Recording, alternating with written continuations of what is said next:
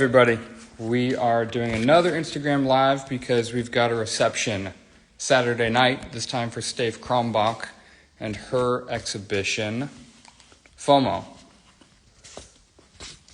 So I'm going to invite her in. Hey, Steef. I'm going to send you an invite. Let's see. How do we do it? There we go. Hi, everybody. Thanks for joining. Hi, everybody. We did it. We did it. We're back.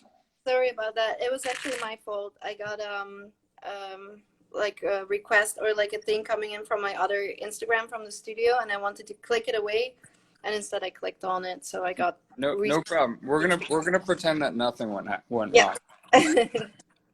So, thanks everybody for joining again.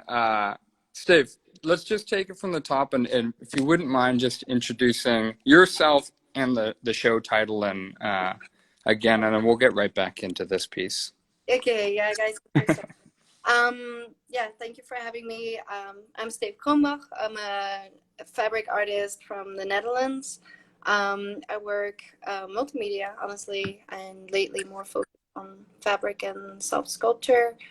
I also curate shows in the Netherlands. I've done a couple, and I've done a couple here in the US. And I also teach at the Contemporary Art School Laguna Gloria. Nice. All right. So we're going to talk about this exhibition called FOaMO. And can you describe or just briefly say why you called it FOaMO? I know there's a few different reasons. Yeah, the FOaMO, like basically a play on word. I can help myself when I come up with titles myself. They're always a little bit funny. So FOaMO is of course fear of missing out, which we've all had this last year, I guess. And all the works incorporate foam in some way or another, and so it's kind of those words combined together. And FOaMO.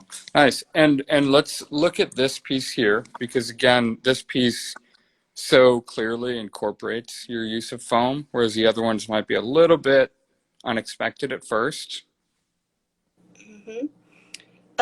Yeah, indeed, like this piece is the only piece that really has the foam exposed, where the other pieces have the foam covered in fabric, or they're filled with foam. And it's more like a depiction where I'm using the foam as like a drawing or painting material. It's really big, and it's the one that kind of makes the whole show a little bit more site specific, and more an installation. It ties for me like the show together visually and conceptually as well. Yeah, how so? Because this piece isn't just foam, but you've also got, what are the other materials that you're using? So I'm using a tool which is kind of that see-through material that I've spray painted a depiction of, kind of like an older painting of mine on. It's kind of cool, like you can see the depiction better from the side, or like when you zoom out I can see it myself. It's very like faint, and that kind of it's like kind of the backdrop of in a way the emotions that are more conveyed with the foam depiction. So that backdrop is kind of like a Texas landscape with the terracotta soil, and there's like a little bit of sky on top. But of course, like an abstract depiction of that. And then what's happening on the front, it's a painting that's kind of been like spooking around in my own head during this pandemic. I didn't want to make a show about the pandemic, but I think we all like kind of lived through it with our own emotions. For me, it was like kind of like not being able to travel home at all, and at the same time, because of being an immigrant, I'm not like fully supported here in financially or in any way like could fall back on like America. So the depiction in front is based on this painting by Theodore Gary Cold. I think you should. I don't know exactly. You did good. You did good with that. Yeah, it's a painter from the Romanticism and France, and it's called The Raft of Medusa, and it's these like stranded sailors that are like waving and they're on the middle of the ocean. So there's a sense of like longing and reaching in there that I really connected with.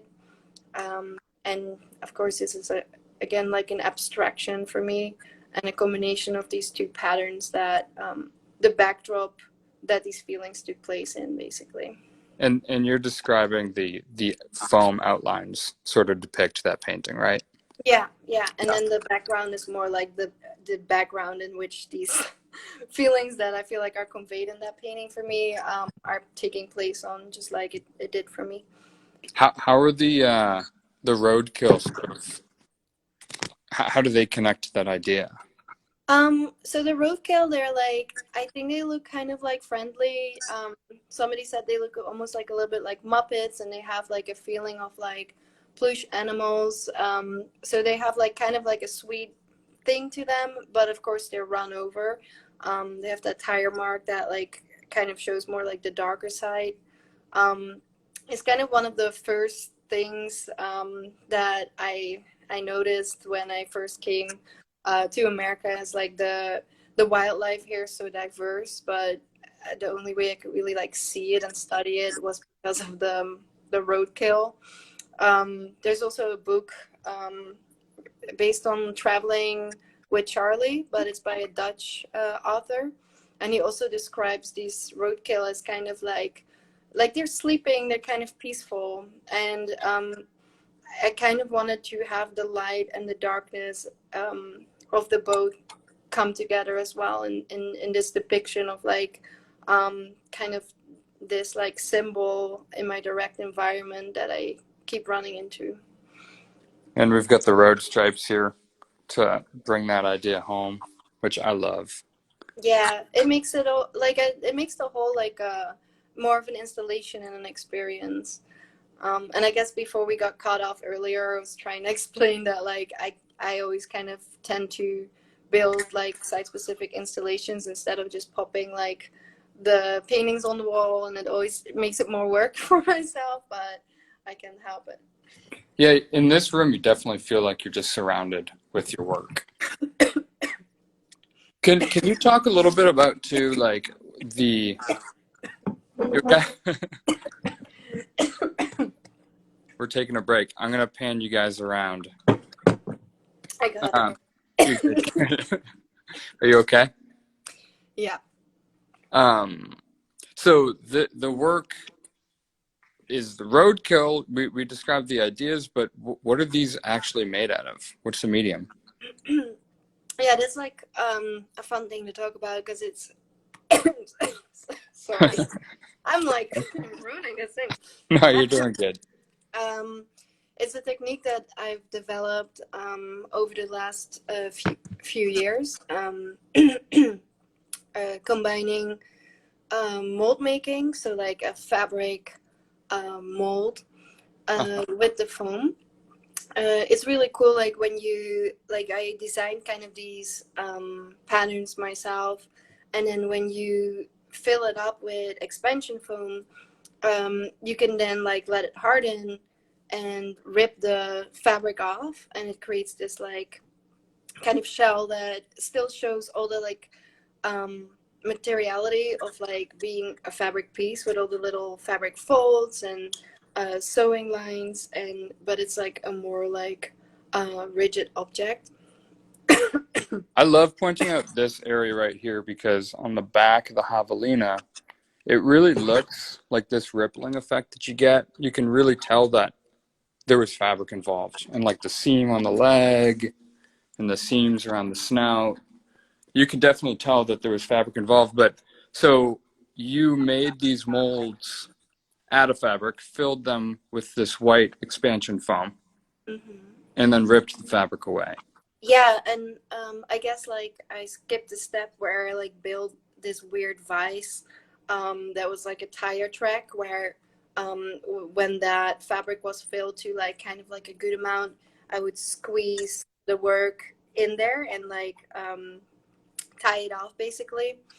And then that expansion kind of happened more and more around that tire track. And it also kind of creates that like balloon like feeling or like blow up feeling. Yeah. You use the vise to sort of apply the tire track, right? Mm, yeah. Yeah. And so that these works are a lot like your two fabric hanging pieces, except, or the ones that actually incorporate fabric, but these ones are actually filled with the same foam too, and you're left the Yeah. fabric. Yeah, this is more like using the foam as like a replacement for, like, for example, a polyfill in doing these like relief paintings. And they often come kind of like with surprising, like this one, for example, almost feels like bones, or like it has that like dryness to it. And then it forces my like wax resist dye fabric into all these different like wrinkles, and even like this one, the shape of the painting is not square anymore, making it feel almost like a pelt, or like something that I hunted. um, I love yeah, how you've tacked this one to the wall too, with yeah. these like just incredibly aggressive nails. Mm-hmm. Yeah, it's like kind of, I do feel like this one, so this one is the only work that I made before this year. But I thought it tied in nicely with the kind of like almost like hunting theme of having the Yeah. animals and then having that pelt there too. Yeah, because these sort of feel like playful trophies. Yeah. Yeah, and there's like a big difference between like those and the finish that I've used on that one than what I've done before. It's like the first time that I've done the flocking, Hmm. um, Yeah, which can is you? like, Yeah, what is flocking? yeah. So if you look, thanks, Caitlin. You see that it's almost like little like hairs. And this one, it's called I think summer meadow or something. It's like a material that is oftentimes used in little like railroad setups, those little miniature ones. Um, The model you use, trains. yeah, like the model train building. And you basically have the fibers that are just like the short hairs and all these like different tones that you have in a device that charges them with a positive charge, and then you charge whatever you're gonna flock with a negative charge, and it makes all the hairs like stand up. And I really liked how that flocking kind of returned the work back to being fabric again. Like I could introduce the sewing lines more. I could. It has like that soft feel again. So it went from hard to soft, from soft to hard to soft again. And they're pretty like petable. It makes them kind of Muppet like. Yeah, I definitely like want to touch them. Yeah, I also like have to keep myself from not like robbing them. Yeah. So that just leaves this last piece here. What's this one called? It's called Lava Lakes.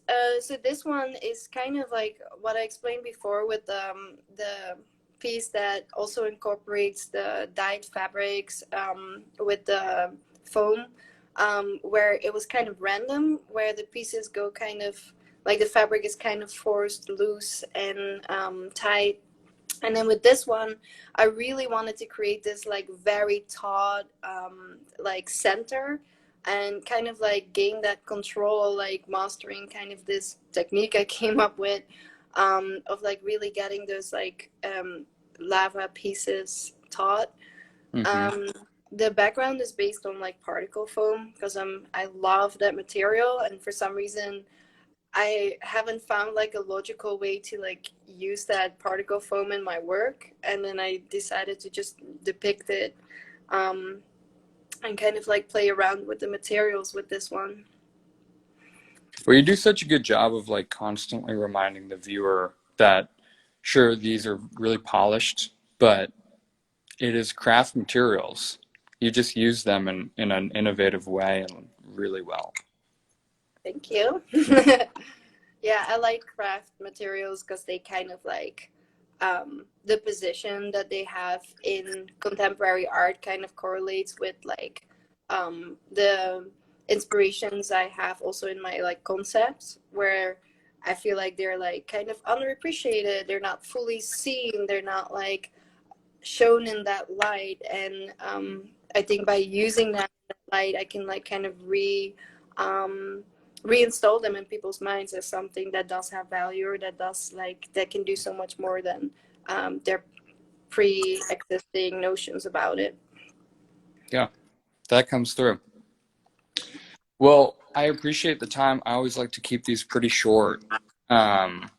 But we do this because Steef is going to be having a reception Saturday night, 7 to 9. It's at the gallery. And we're just excited to sort of get Austin's art scene back out, excited about art, looking at art. And, you know, you've all got the opportunity to visit and see this work in person and get up a little bit closer, because it really does require that. All artwork does to a certain extent, but it's fun to look around and examine the materials and get up even closer than this to the flocking and see all the seams, or what look like seams, and Steef's sculptures. And so thank you Yeah. for talking. And Thank you for everybody, having me. yeah, absolutely. Everybody who listened, thank you. We hope to see you Saturday night. Thanks so much.